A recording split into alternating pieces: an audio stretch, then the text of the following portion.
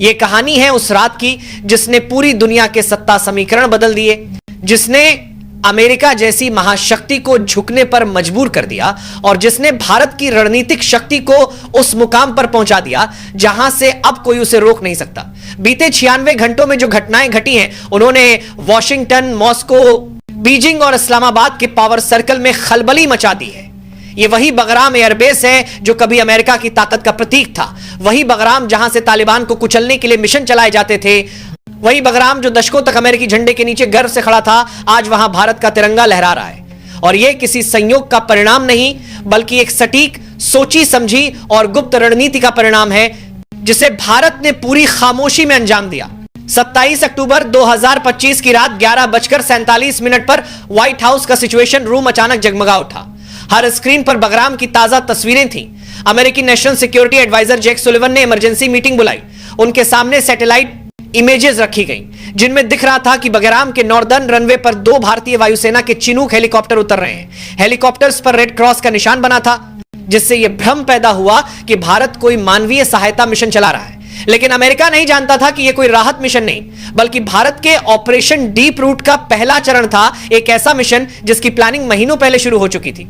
इतना गुप्त कि भारतीय कैबिनेट के सिर्फ 3 लोग ही इसके बारे में जानते थे। इस कहानी की नींव अप्रैल 2025 में रखी गई थी, जब भारतीय रक्षा मंत्री राजनाथ सिंह ने अफगानिस्तान की राजधानी काबुल में तालिबान के उप प्रधानमंत्री अब्दुल गनी बरादर से गुप्त मुलाकात की थी। उस मुलाकात में भारत ने एक ऐसा ऑफर रखा जो तालिबान के लिए किसी वरदान से कम नहीं था। 800 से मिलियन डॉलर का आर्थिक package, medical support, infrastructure development और अफगान आर्मी को तकनीकी मदद। बदले में भारत ने सिर्फ एक शर्त रखी, बगराम एयरबेस पर भारतीय सैन्य उपस्थिति की मौन सहमति।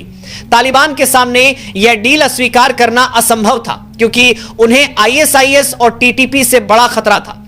भारत ने वादा किया कि वो अफगानिस्तान की सुरक्षा में सहयोग देगा, और वहीं से शुरू हुआ बगराम पर भारत की वापसी का गुप्त अध्याय। 28 अक्टूबर की सुबह 5:12 पर पेंटागन में रेड अलर्ट बज उठा। रिपोर्ट आई कि बगराम के हैंगर नंबर 3 में भारतीय इंजीनियर्स एक 40 फुट लंबा अंडरग्राउंड कमांड सेंटर बना रहे हैं। इसकी दीवारें 3 फुट मोटे स्टील कंक्रीट से बनी थी और उसके अंदर Elm 2084 multi mission radar system install हो रहा था। वही रडार सिस्टम जो इजराइल ने 2024 में भारत को ट्रांसफर किया था। उसी वक्त सीआईए की रिपोर्ट आई कि पिछले 72 घंटों में 18 भारतीय बादा C-17 ग्लोबमास्टर प्लेन्स बगराम में उतरे हैं, जिनमें डार्डियो के advance weapon systems, Heron MK2 और प्रीडेटर ड्रोन यूनिट्स शामिल थी। यह सब सुनते ही अमेरिकी डिफेंस सेक्रेटरी लॉयड ऑस्टिन ने तुरंत कार्रवाई के आदेश दिए और व्हाइट हाउस से भारत को सख्त संदेश भेजा गया, बगराम से सभी भारतीय गतिविधियां 18 घंटे में खत्म की जाएं, वरना सैंक्शंस लागू होंगे। इसके साथ ही मिसूरी बेस से 2 स्पिरिट बॉम्बर्स बगराम की ओर उड़ान भर चुके थे। लेकिन भारत जानता था कि अब समय चुप्पी का नहीं, जवाब का है। उसी शाम 6:45 पर दिल्ली के साउथ ब्लॉक में एक उच्च स्तरीय बैठक हुई, जिसमें NSA Ajit Doval, CDS general Anil Chauhan और रॉ चीफ रवि सिन्हा शामिल थे। तीनों ने एकमत होकर फैसला लिया, अब ऑपरेशन डीप रूट का दूसरा चरण शुरू होगा। इस बैठक में तय हुआ कि भारत अब खुलकर नहीं, बल्कि कूटनीतिक ढंग से अमेरिका को चारों खाने चित्त करेगा। उसी रात रूस के राष्ट्रपति व्लादिमीर पुतिन ने अपने डिफेंस मिनिस्टर को आदेश दिया कि S-400 की एक पूरी रेजिमेंट ताजिकिस्तान बॉर्डर पर तैनात की जाए और बगराम की ओर आने वाली किसी भी हवाई गतिविधि को रोकने के निर्देश दिए जाए। कुछ ही घंटों बाद इजराइल ने भारत को 12 स्पाइडर एयर डिफेंस यूनिट्स की इमरजेंसी डिलीवरी का आदेश दिया। जापान ने अपना जाडेसन सैटेलाइट नेटवर्क भारत के साथ रियल टाइम शेयरिंग पर लगा दिया और ऑस्ट्रेलिया ने अपने P-8 पोसाइडन एयरक्राफ्ट्स को हिंद महासागर से अफगान क्षेत्र की ओर भेज दिया। दुनिया को खबर तक नहीं लगी, पेंटागन को भनक भी नहीं लगी कि भारत ने पूरी बाजी पलट दी है। 29 अक्टूबर की सुबह 4:17 पर बगराम के कंट्रोल टावर पर भारतीय वायुसेना का तिरंगा फहराया गया। उस क्षण इतिहास ने करवट ली। रूस ने आधिकारिक बयान जारी किया कि बगराम में भारत की मौजूदगी मध्य एशिया की स्थिरता के लिए आवश्यक है। यह बयान सुनते ही वॉशिंगटन में हड़कंप मच गया। 2 बॉम्बर्स उस समय डिएगो गार्सिया के ऊपर थे और रूस के S-400 की रेंज में घुसने की हिम्मत किसी में नहीं थी।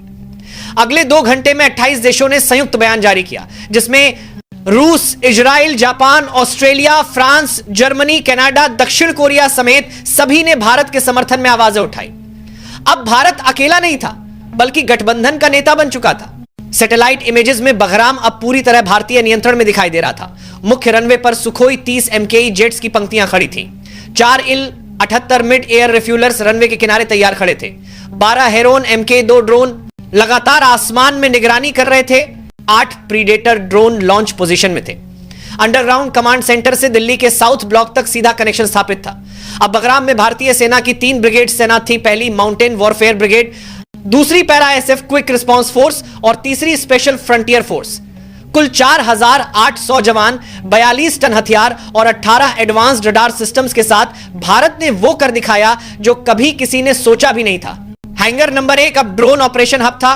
हैंगर नंबर 2 में आवासा सिस्टम इंस्टॉल था और हैंगर नंबर 3 में थाद जैसे मिसाइल डिफेंस यूनिट्स तैयार हो रहे थे।